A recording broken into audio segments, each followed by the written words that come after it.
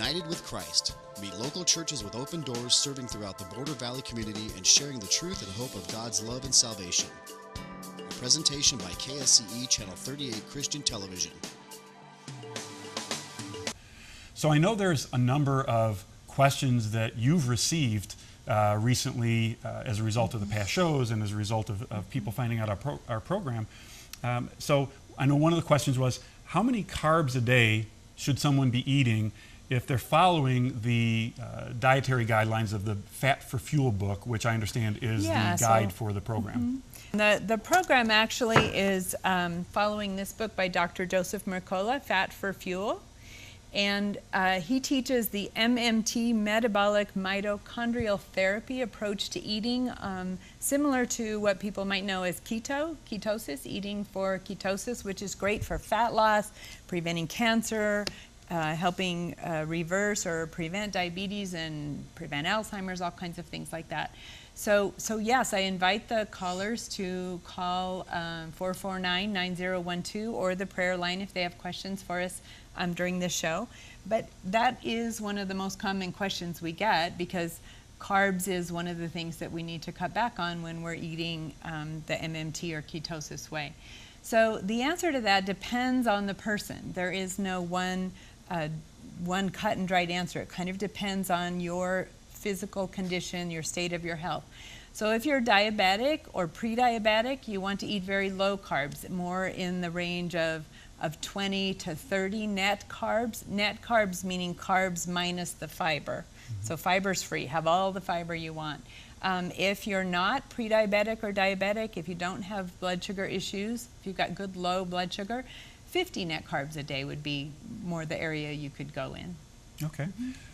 Now, speaking about somebody that's diabetic, we've had a couple people that have asked the question about, as a diabetic, they believe that they need to eat carbs, that they need to eat foods like brown rice and sweet potatoes. Is that accurate? Yeah, actually that's a really common misconception. I even know of personal trainers that tell their diabetic and pre-diabetic clients that.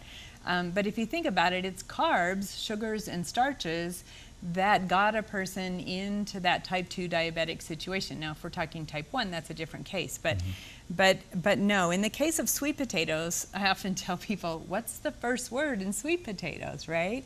Sweet potatoes have 13 grams of sugar in them. I talked a moment ago about how many net carbs. So net carbs is carbs minus fiber. Sweet potatoes have 41 carbs and 7 grams of fiber. So if you subtract the 7 from the 41, that's 34 net carbs. So 1 cup of sweet potatoes, 34 net carbs. And what did I say the daily range is? 20 to 50. So if that 1 serving of sweet potatoes is 34 carbs out of your 20 to 50 daily total, no, definitely not. Vegetables, lots and lots of vegetables and good fats and a moderate amount of protein. But no, brown rice and sweet potatoes are not a good choice, especially for diabetics. Okay. Although they do need to watch their insulin. If they're taking a lot of insulin and cutting back on their carbs, they need to work with their doctor and cutting back on their insulin. Because if you keep the high levels of insulin but eat low sugar, low carb, then you could get into a low blood sugar issue. Okay. How about starting the day with something like a grapefruit? Because I know there are people out there that teach that having a grapefruit to start the day and nothing else is a good way to get things going. Yeah, so the grapefruit diet, the grapefruit fad diet, has been around since the 1930s, if you can believe that. And I don't know why people think that a grapefruit is necessarily a diet food. It is certainly very healthy. It has lots of vitamin C. But again, I come back to the net carbs. So it's certainly better than brown rice or a sweet potato. But one grapefruit has 26 carbs and 4 fiber, so that means it's 22 net carbs. So again, if your daily total is 20 to 50, why would you want to shoot 22 of them on a grapefruit for breakfast? Actually, grapefruit is going to trigger insulin and blood sugar. So, you know, a few sections or slices of a grapefruit are a great part of a balanced diet, but certainly we shouldn't start the day with that. Our day should be good fats and a little bit of protein and a little bit of carbs, but not a whole grapefruit. Okay, well, thank you. To you, and we invite you to tune in again tomorrow. We invite your comments, questions, or prayer requests.